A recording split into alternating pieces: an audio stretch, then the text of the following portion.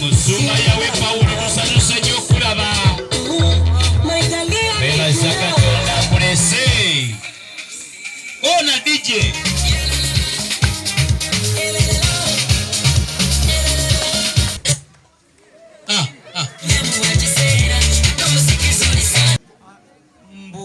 Mbugomesi yamini mbawulidde mweyogeza mukulu webale nnyo webali ddala okwambaza abaana. Covid ye yaleeta obuzibu abaana bagenda oyingira Covid ng'ezo gomesi zibatuuka. Amina si kibi ekyo. Kati omuzeeyi wa kuno yagenda okuggalawo okuggulawo yekitange nga zeetaagamu leegingi. Naye batyo zibatunga ennaku zino zibaziyita haafu.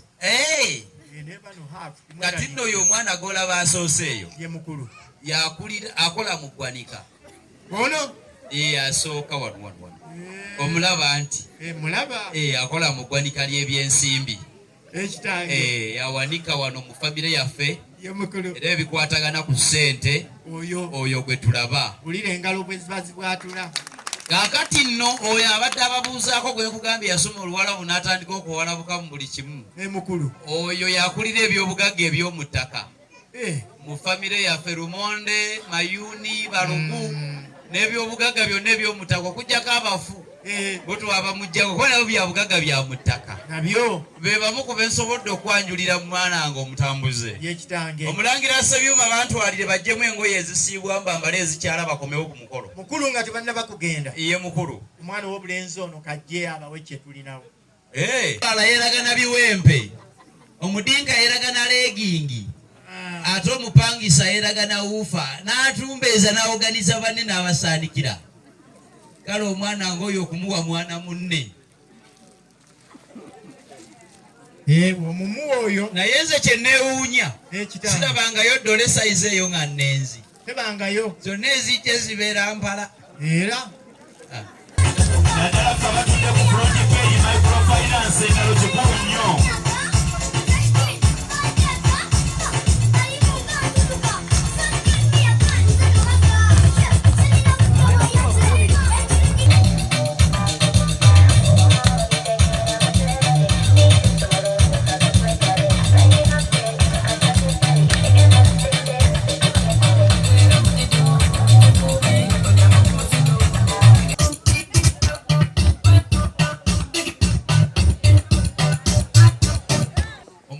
Asooka kamukwanjulire nga tebannaba kubuuzaako eby'omu nnyumba byonna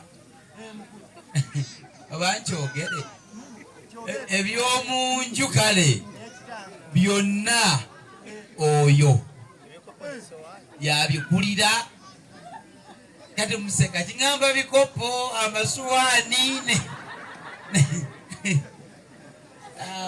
naye kakati ono goolaba ono bambi ojjukira oli we baayokya amasiro. Kakati yaliwo ebiseera ebyo yali akola mu lubiri bambi era nakati gyakola kati bambi yalumirirwa okulaba nga amasiro gajja n'adduka mu muliro wakati ataasetaaseko ku bimu ebyaliyo bambi babuwe omuliro ne gumwokya enviiri zonna tekwasigala wadde era ezo eziriko zigenda zimera mpola mpola. Wangi ye mukulu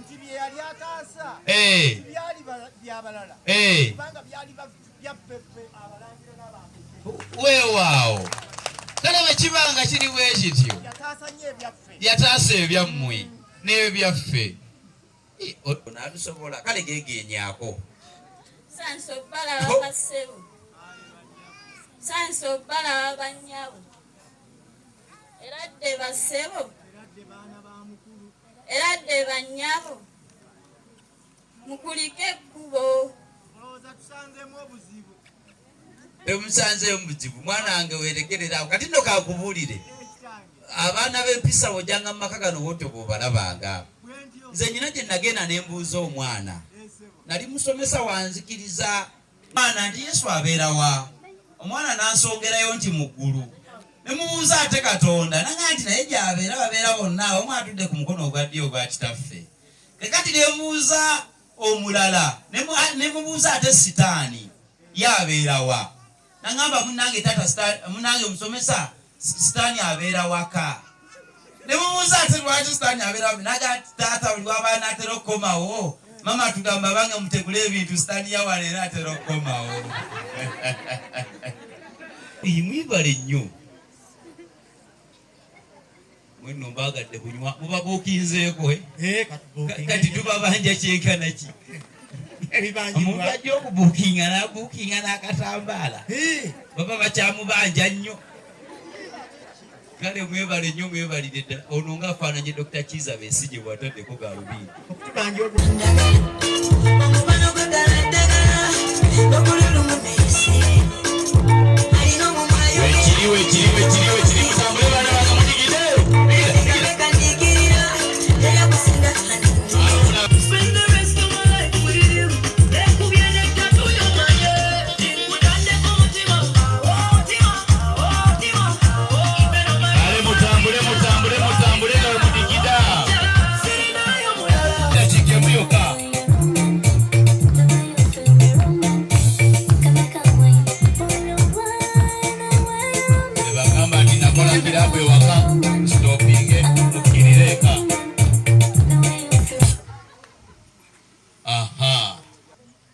Banemufaanagana. Babapeera akazinda byalo bambuulize ku bagenyi.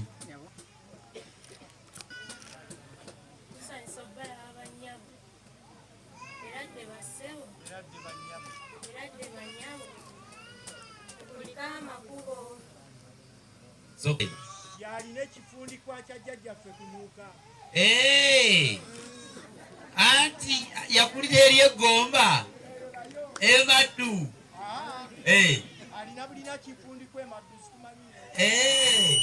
Yayiseeko mu Kinuuka zooni. Ayinayo ku baana. Sebo ngenda kusabira Mukama akuntasize amaaso g'otunuuliza abaana bange. Ate ekyokubiri kye mmanyi Ye mukulu.